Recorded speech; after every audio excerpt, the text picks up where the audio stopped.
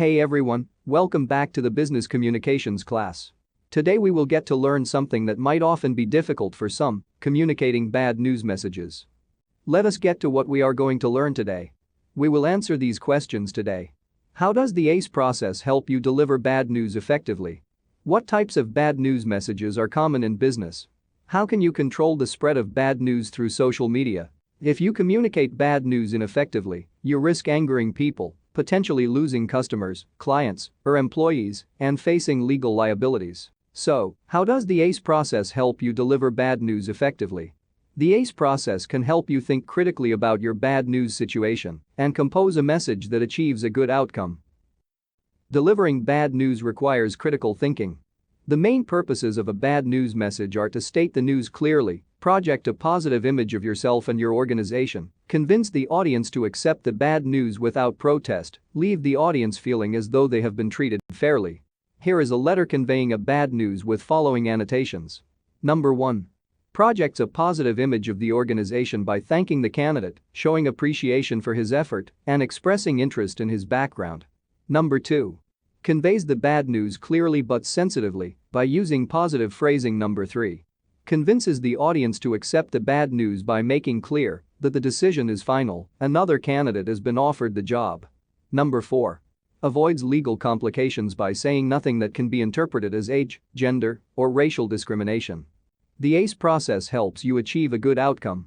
This visual representation shows how ACE is used for bad news messages. Ask questions that help you develop content.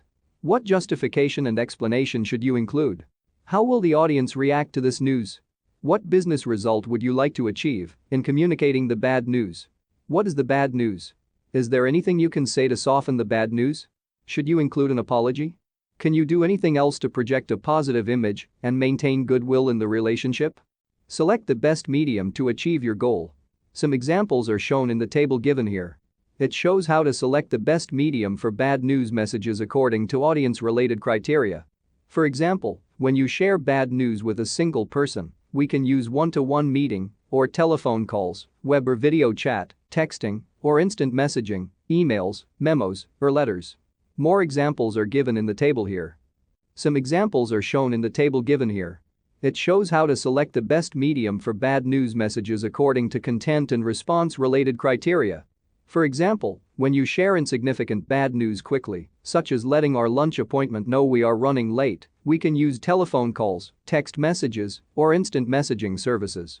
A large number of examples are given here for multiple scenarios. Coming back to technology, let us discuss: can you email, text, or tweet bad news?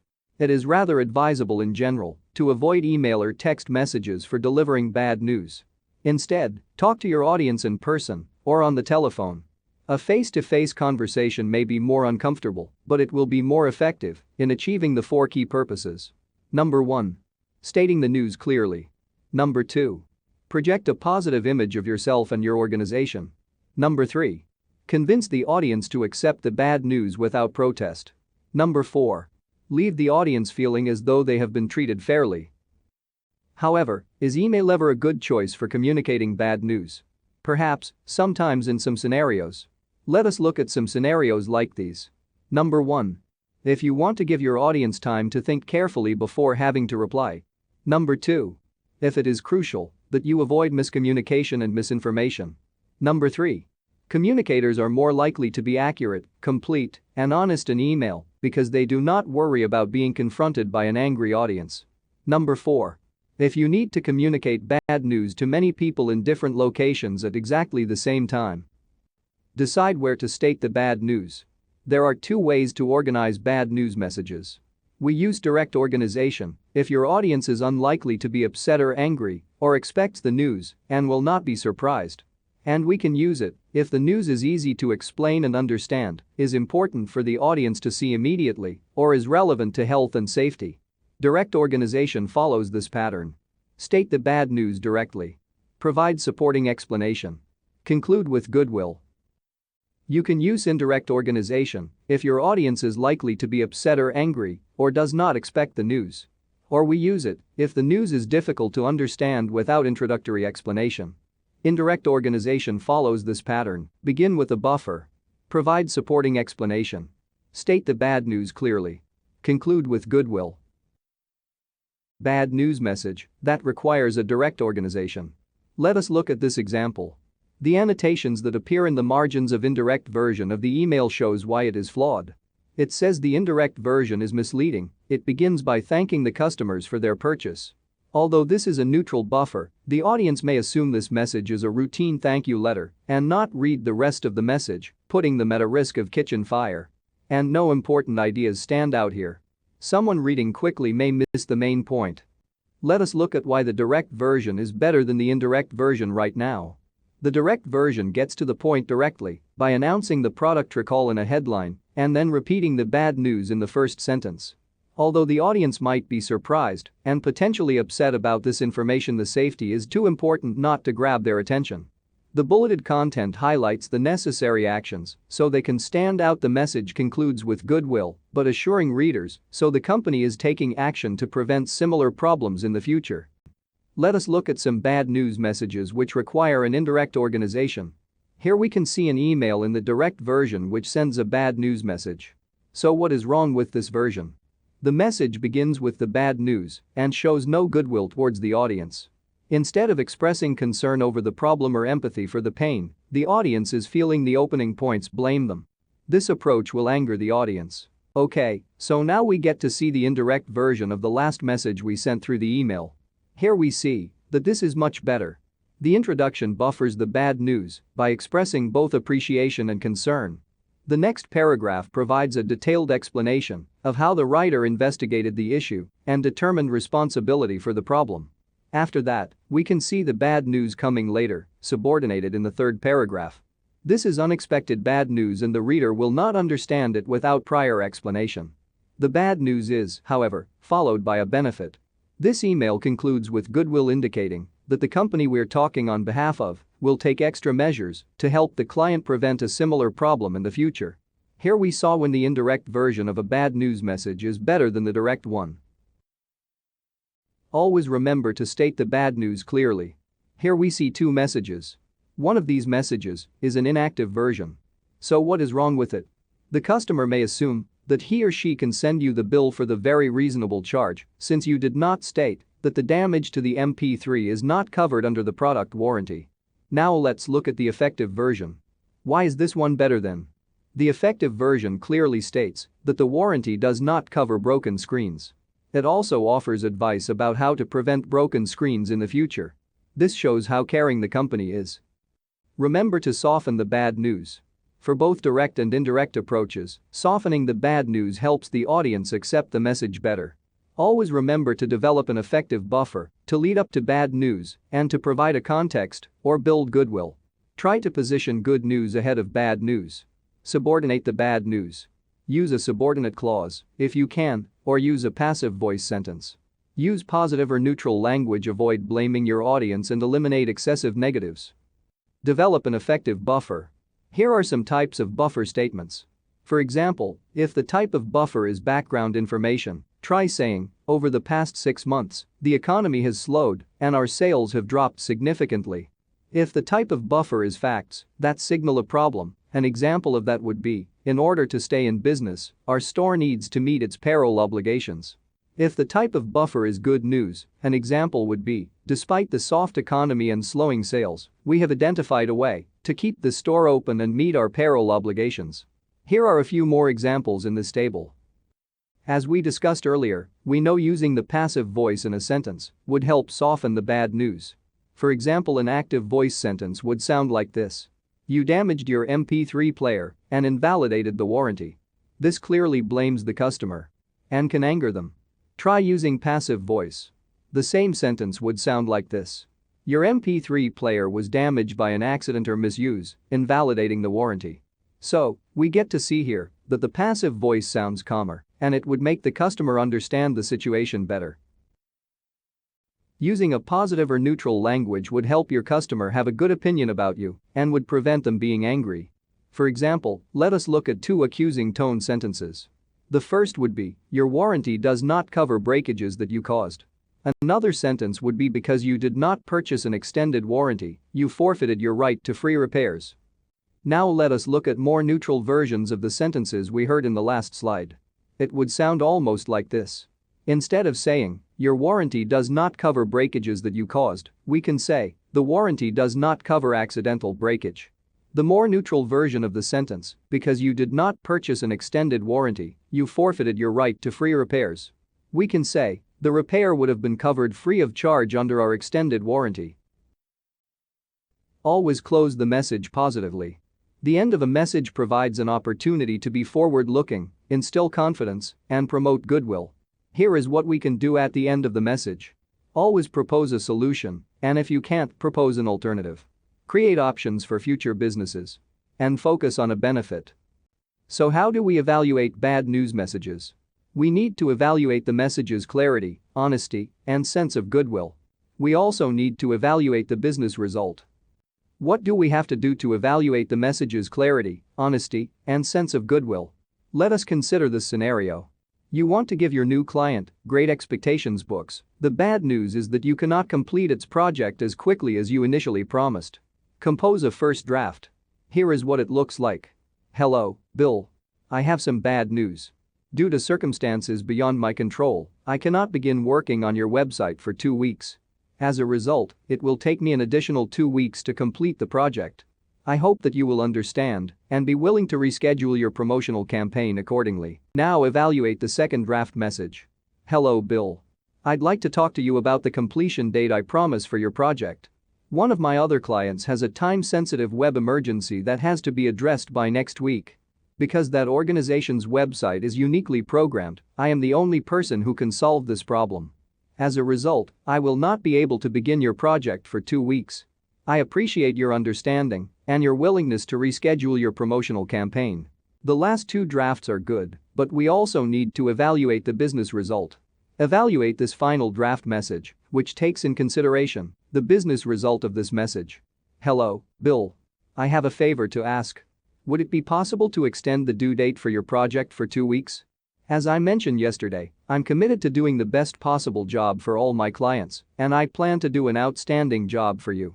However, one of my other clients, a not-for-profit agency, has an emergency and requires a last-minute reprogramming of its website so that it will work with a new server. The work must be done before the launch of its annual pledge drive next week. Because I did the original programming, I'm the only person who can reprogram the system quickly. I realize that I made a commitment to you, and I apologize for any inconvenience a delay will cause. I would very much appreciate your extending the deadline. If that is not possible, could we identify the most crucial elements of the project that need to be done by the original deadline, with the remainder coming later? Talking about culture, were you the one on the receiving end of the bad news? When you communicate with people from different cultures, listen very carefully to be sure you hear the bad news and do not assume a positive answer. How do people in different cultures tend to communicate bad news? In Canada and many low-context business cultures, they do it explicitly. They may soften the bad news by using a buffer or subordinating it, but at some point in the message, they will state the bad news. In many high-context cultures, they want to hear it subtly. People say no in a very different way. They may ignore the question, change the subject, respond with another question, or make a statement from which you will infer the negative news. Let us continue our discussion about culture and delivering bad news. Let us observe what are some of the successful approaches your organization takes or has taken when delivering bad news. Do these approaches change depending on the audience? Let us ask a mentor or a trusted colleague about strategies used to communicate bad news to international clients and partners. What are the best practices employed at your workplace? Which practices tend to achieve the best results? Let us research now. How do other cultures expect negative information to be communicated? Include in your research the more positive approach to this topic. How can international business partners maintain trust and a positive relationship through difficult times? What are the cultural expectations? What types of bad news messages are common in business? Denying customer claims. Acknowledging mistakes or problems. Communicating negative change. Denying customer claims. Research shows that customers tell nearly twice as many people about their bad experiences than they tell about their good experiences. Maintaining goodwill is important for many reasons. For example, to retain your customers' future business or to win the business of their colleagues and acquaintances. To maintain goodwill, let customers know that you value them, you have acceptable reasons for denying their request, and that the company has corrected all errors and is willing to apologize if at fault. If you have no good news to offer in response to their claim, be polite, demonstrate understanding and offer clear reasons and alternatives. Here is an email denying part of a claim request with following annotations. Number 1. Uses a subject line that implies good news. Number 2. Positions good news first, as a buffer. Number 3. Subordinates the bad news in an although clause and offers an alternative solution. And number 4. Closes with a forward-looking statement. Acknowledging mistakes or problems. Taking responsibility for mistakes and bad decisions is critical for maintaining credibility and goodwill. Here is one approach to acknowledging mistakes. Announce the bad news. Provide an explanation. Assume responsibility. Announce next steps to fix the problem and prevent reoccurrence. Let us learn communicating negative change. Communication is typically an element in change management plans, especially when change negatively affects an audience, as is the case with layoffs and reductions in benefits. Consider this scenario. The CEO of Reliant Textiles needs to communicate to his employees that only half will be offered transfer positions at Reliant's new plant once the current location closes down. He wants all plant employees to learn this news at the same time and so holds a meeting. Knowing that some employees work a night shift and cannot attend the meeting, he sends an email immediately after so that he can communicate simultaneously with everyone in the facility. For workers without email access, he creates a memo to be distributed at the plant the following day. Here is a sample email to communicate a negative change with following annotations. Number 1. Email is a good follow-up choice because this message needs to reach a large audience simultaneously. Not everyone is available to attend the meeting. Number 2. States the bad news directly. The writer knows the audience will be looking for the bad news, so he makes it easy to find. Number 3. Explains the reasons for the plant closing. Number 4. Expresses empathy and focuses on what this closing means to the audience. Also explains how the company will help. Number 5. Offers specific details and suggests that the decision is final. Number 6. Ends with a sincere expression of appreciation. Coming back to ethics, how to apologize for mistakes. A strategically worded apology can improve a company's public image, facilitate forgiveness, and even decrease damages if a case goes to court. A con of apologies is that they are dangerous because they put a business in a defensive position that could imply legal liability. However, apologies can have a positive effect. Taking a perspective in the face of a mistake is not only ethical but also a good business decision. My name is Michael McCain. As you may know, Listeria was found in some of our products. Even though Listeria is a bacteria commonly found in many foods and in the environment, we work diligently to eliminate it. When Listeria was discovered in the product, we launched immediate recalls to get it off the shelf. Then we shut the plant down. Tragically, our products have been linked to illnesses and loss of life.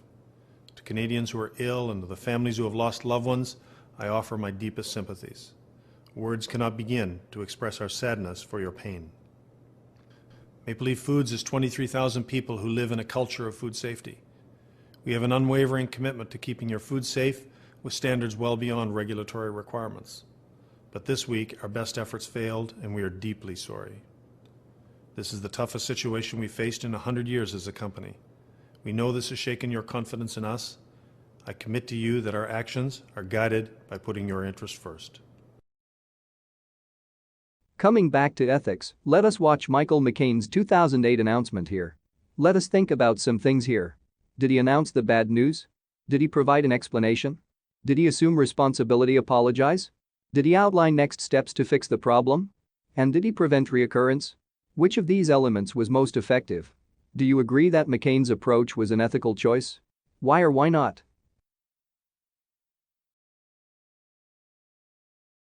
Michael McCain is the president and CEO of Maple Leaf Foods.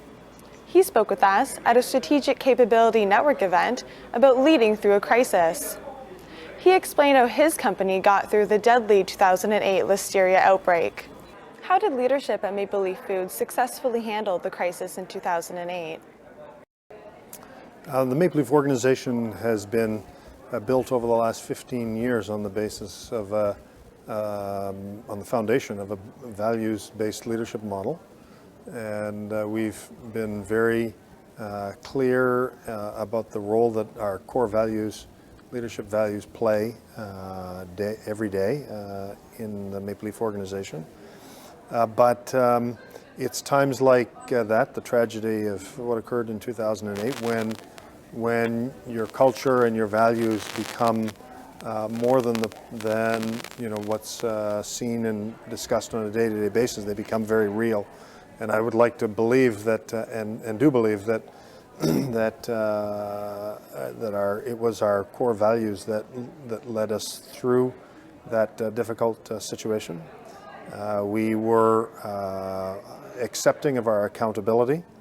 We were very decisive in our action to address the challenges, and we were transparent and open with the various stakeholders about what had happened and what we were going to do to correct it. So all of which is to say those elements of how we managed through just the most tragic crisis in our history, just incredibly tragic situation in every respect.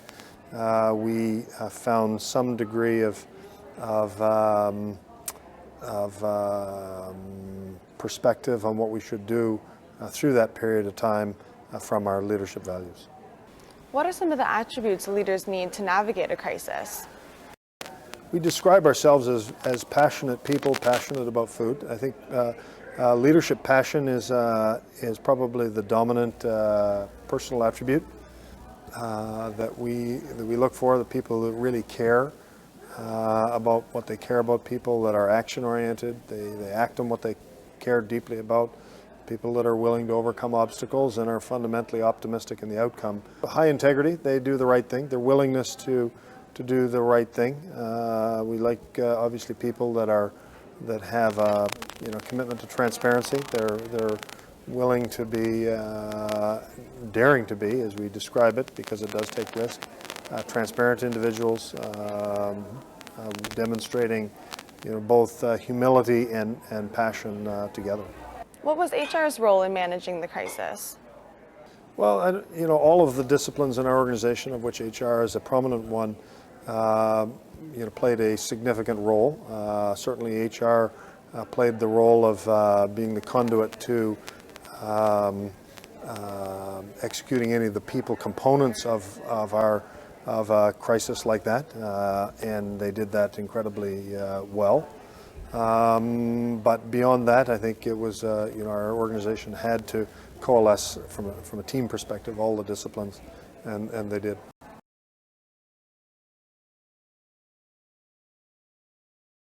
Let us watch Michael McCain's 2008 announcement here. He mentions two things: core leadership values, transparency. What do you think he means by core leadership values, and what impact would these have on corporate communication in a crisis? What is transparency in this context? How does a culture of transparency influence a corporation's communication choices in a crisis? Let us learn about how you can control the spread of bad news through social media. No matter where the bad news originates, it travels fast there. Here are some things to do when bad news spreads through social media. Have a plan in place. Respond quickly. Respond authentically. Have a plan in place. Perform a thorough stakeholder environmental scan. Ensure that you catch problems quickly by monitoring all mentions of your brand and company on all social media outlets. Ensure that employees who monitor social media are empowered to respond. How to do a stakeholder or environmental scan. Ask some probing questions before launching a social media campaign. What could possibly go wrong? And who might post negative comments? Unhappy customers? Competitors? Activists and special interest groups? Disgruntled former employees? Keep all of them in mind when launching a social media campaign. Monitoring social media and empowering employees. Ensure that you catch problems quickly by monitoring all mentions of your brand and company on all social media outlets. Ensure that employees who monitor social media are empowered to respond. Respond quickly. Use social media to respond quickly, and most of your audience will read your explanation before they see the original bad news message. Respond to a customer complaint via social media. When to do it? Immediately. Who to respond to? First, with the public, including a commitment to follow up privately with the person who originally posted the complaint. And where to do it? First, in the social medium channel, where the bad news originated, then in all social media outlets, ensuring your response reaches as large an audience as possible. To respond to negative posts or complaints, do not use a template or generic message. And do respond personally. A genuine and personal response signals to a dissatisfied audience that your business is concerned about them and is responsive to complaints. Let's us revise what we have learned so far. In the Analyze section, as it said, that we should define the negative message precisely and ask ourselves how the audience is likely to react. Also must consider and prioritize the details we need to provide. We must weigh the advantages of including an apology. Next, in the Compose section, we have to select direct or indirect approach, which depends on our audience. We also have to articulate the message clearly and unambiguously. If it is appropriate, we can use a buffer statement or passive voice statements to soften the impact of the news. We must construct a positive conclusion. Lastly, in the Evaluate section, we assess the message's clarity, honesty, and sense of goodwill as viewed from the receiver's perspective. We need to evaluate the business result outcome as well, like, was it effective? We must double check for any cultural assumptions we may have for the delivery of this bad news message, like, could it be misinterpreted?